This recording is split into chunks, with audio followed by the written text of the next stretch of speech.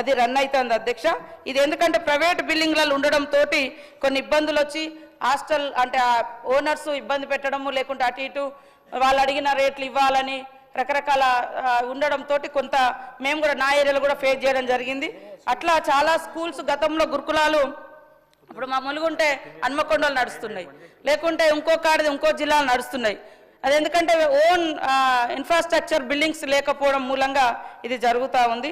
అదేవిధంగా లీలావతికి సంబంధించి అయితే చెప్పడం జరిగింది. శైలజ గురించి కూడా వారు చెప్పారు, హరీష్ రావు గారు చెప్పారు.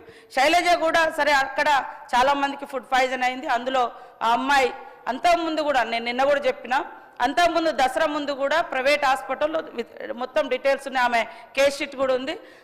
ప్రైవేట్ హాస్పిటల్లో కూడా ట్రీట్మెంట్ తీసుకోవడం జరిగింది. మేము కూడా మరి అక్కడ మంచిర్యాల ప్రైవేట్ హాస్పిటల్లో ఈ ఫుడ్ పాయిజన్ అయిన తర్వాత ట్రీట్మెంట్ ఇచ్చి అక్కడి నుంచి మళ్ళీ ఇక్కడికి షిఫ్ట్ చేసిన కొద్ది రోజులలో బాగానే రికవరీ అవుతుందని చెప్పారు. ఆ తర్వాత మళ్ళీ మరి కార్డియాక్ అరెస్ట్ అయిందని, దాంతో కొంచెం ఇబ్బంది అయిందని కూడా చెప్పడం జరిగింది. కానీ 12 లక్షల రూపాయలు ఆ స్టూడెంట్ను బతికించుకోవడం కోసం ఖర్చు పెట్టడం జరిగింది సార్. ఎక్కడా కూడా నెగ్లిజెన్స్ జరగలే. అటు ట్రైబల్ వెల్ఫేర్ డిపార్ట్మెంట్ నుంచి సీఎం ఆఫీస్ నుంచి కూడా సీఎం గారు కూడా ఎప్పటికప్పుడు మానిటరింగ్ చేసారు. అదేవిధంగా మరి నేను వెళ్ళాలనుకున్న రోజు వారు ఐసీలో ఉన్నారు కాబట్టి పర్మిషన్ ఇవ్వలేదు నాకు. ఆ రోజు నేను వెళ్ళలేకపోయినా. తర్వాత మా పొన్నం ప్రభాకర్ గారు, సురేఖక్క గారు, తర్వాత మా దామోదర్ రాజనరసింహన్న గారు అయితే రెగ్యులర్గా ఆ 25 డేస్ అయినా మరి వారు పర్యవేక్షణ అంటే ఎప్పటికప్పుడు కోఆర్డినేషన్ చేసి మంచి ట్రీట్మెంట్ అందించడం కోసం ట్రై చేయడం జరిగింది. కానీ దురదృష్టవశాత్తు చనిపోయిన తర్వాత కూడా, ఎందుకంటే గతంలో కూడా ఎక్కడ ఈ ప్రొవిజన్ లేదు, ఇచ్చేది మనం ఇవ్వలేదు. కానీ ఇప్పుడు మా తరపున ఒక 3 లక్షలు, తర్వాత మొన్ననే అవుట్ సోర్సింగ్ ఉద్యోగం, ఒక ఇందిరమ్మ ఇల్లు కూడా పెట్టేయడం జరిగింది అధ్యక్ష. అవి తప్పకుండా వారికి అందజేసారు మా వాళ్ళు. కాబట్టి అది కూడా గమనంలో పెట్టుకోవాలని కోరుతా ఉన్నాను అధ్యక్ష.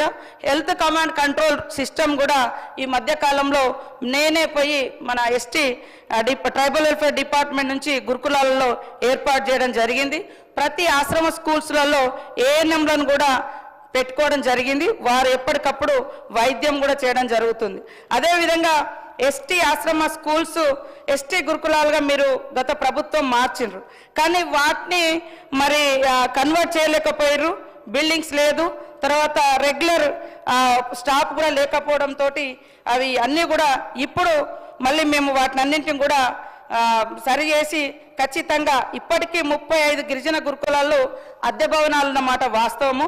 మీరు చేసిండ్రు, వాటిని కన్వర్ట్ చేసారు, కానీ అవి అంటే ఓన్ బిల్డింగ్స్ అనేది లేవు. తర్వాత వాటికి పూర్తి స్థాయిలో స్టాఫ్ కూడా మీరు అందించలేకపోయారు.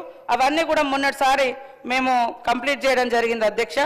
అదేవిధంగా ఇంకా అంటే ఎవరు కూడా ఈ గురుకులాల నుంచి ఈ సంవత్సరం ఐఐటికి కానీ నీట్కి కానీ ఎటు వెళ్ళలేదని అన్నారు. ఎన్ఐటి ట్రిపుల్-ఐటీలో 135 మంది గురుకులాల నుంచి ఎస్సీ గురుకులాల నుంచి సెలెక్ట్ అయ్యారు సార్. అదేవిధంగా మరి మెడికల్కు 187 ఎలెక్ట్ అయినరు. తర్వాత ట్రిపుల్-ఐటీలో 10 మంది వెళ్ళడం జరిగింది. అదేవిధంగా ఫ్యాషన్ టెక్నాలజీకి సంబంధించిలో 29 మంది మరి సెలెక్ట్ చేయడం జరిగింది సార్. అది అందుకనే కొంచెం మాట్లాడేటప్పుడు కొద్దిగా వివరాలు తీసుకొచ్చుకుంటే బాగుంటాయి సార్. అదేవిధంగా ఏకలవ్య స్కూల్స్ కూడా గత గవర్నమెంట్ ఇది 1997-98 నుంచే స్టార్ట్ చేయడం జరిగింది. ఈ మధ్య కాలంలో కూడా కొన్ని ఇవ్వడం జరిగింది. తప్పకుండా అవన్నీ మరి సక్రమంగా నిర్వహించుకోవాల్సిన బాధ్యత మన మీద ఉంది సార్. అక్బరుద్దీన్ గారు పెద్దలు మాట్లాడుతూ మరి పెంచిన ధరలలో అంటే ఫుడ్కు సంబంధించినటువంటి డైట్ తక్కువ ఉంది, కాస్మెటిక్స్ ఎక్కువ ఉంది అని. ఇందులో కాస్మెటిక్స్ సంబంధించి మనం డైరెక్ట్గా కొనాల్సిందే. ఫుడ్కు సంబంధించి మన గవర్నమెంట్ రైస్కేం డబ్బులు వేయడం లేదు వాళ్ళ మీద.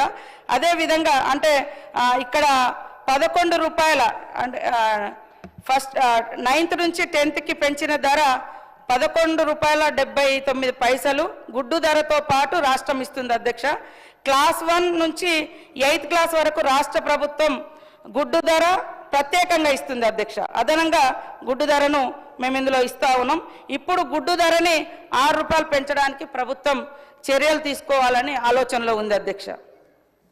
మైనార్టీ రెసిడెన్షియల్ స్కూల్కి సంబంధించి అధ్యక్ష 3 బిల్డింగ్లు మరి ఓనర్స్ లాక్ చేయడం జరిగింది, 3 స్కూల్స్.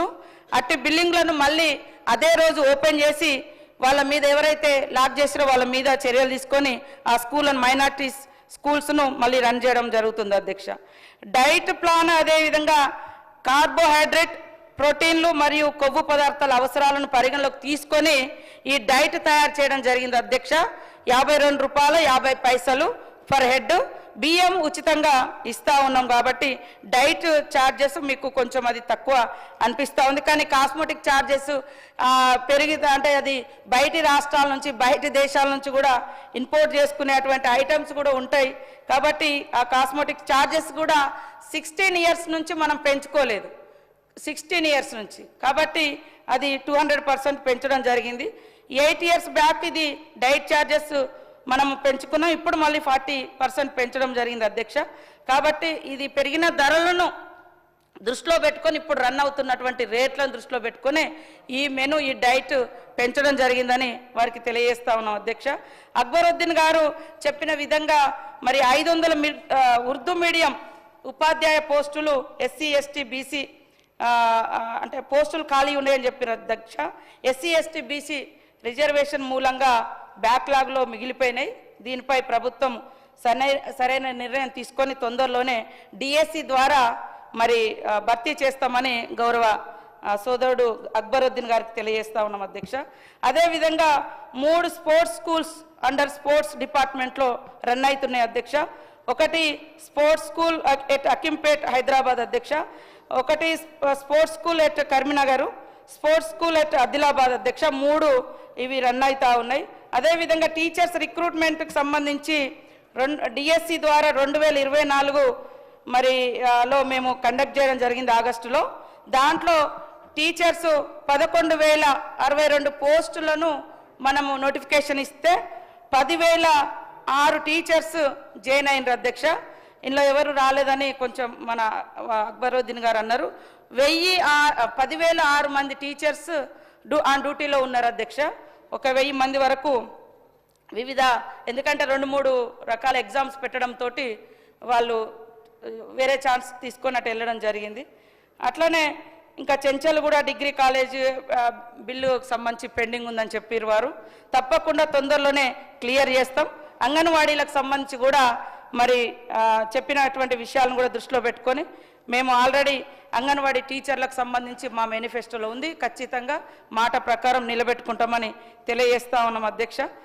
అదేవిధంగా ఆర్మూర్ మా సోదరుడు రాకేష్ రెడ్డి గారు ఆర్మూర్లో మరి అసలు పాఠశాలంతా ఏం పనిచేయడం లేదని చెప్పారు. 755 పాఠశాలలు ఉన్నాయి అధ్యక్ష. అన్ని పాఠశాలలో మేము ఈ మధ్యకాలంలో అమ్మ ఆదర్శ పాఠశాలల కమిటీల ద్వారా మౌలిక వసతులను చేపట్టడం జరిగింది అధ్యక్ష. 45 కోట్ల రూపాయలను ఖర్చు చేయడం జరిగింది. ఆర్మూర్ నియోజకవర్గంలో ఉన్నటువంటి మరి పాఠశాలలో కూడా మౌలిక వసతుల కల్పన, మరుగుదొడ్లు ఇవన్నీ కూడా పూర్తి చేయడం జరిగింది. ఆ నియోజకవర్గానికి 45 కోట్ల రూపాయలను అమ్మ ఆదర్శ పాఠశాల ద్వారా అమ్మ ఆదర్శ కమిటీల ద్వారా ఖర్చు పెట్టడం జరిగింది అధ్యక్ష. అదేవిధంగా హరీష్ రావు గారు కోడిగుడ్ల బిల్లులకు సంబంధించి 55 కోట్లు మరి బీఆర్ఓ వాటి గురించి అడిగారు. ఆల్రెడీ మేము ఇచ్చేసినాం, ఈరోజు ఆల్రెడీ ఇచ్చినాం. మళ్ళీ మీరు కూడా ఇది కూడా నేను మాట్లాడినాకనే ఇచ్చిర్రు అనుకోకండి. బిల్ అనేది కంటిన్యూస్ ప్రాసెస్. డెవలప్మెంట్లు అయితే కంటిన్యూస్గా మనం జరిపిస్తామో బిల్లులు కూడా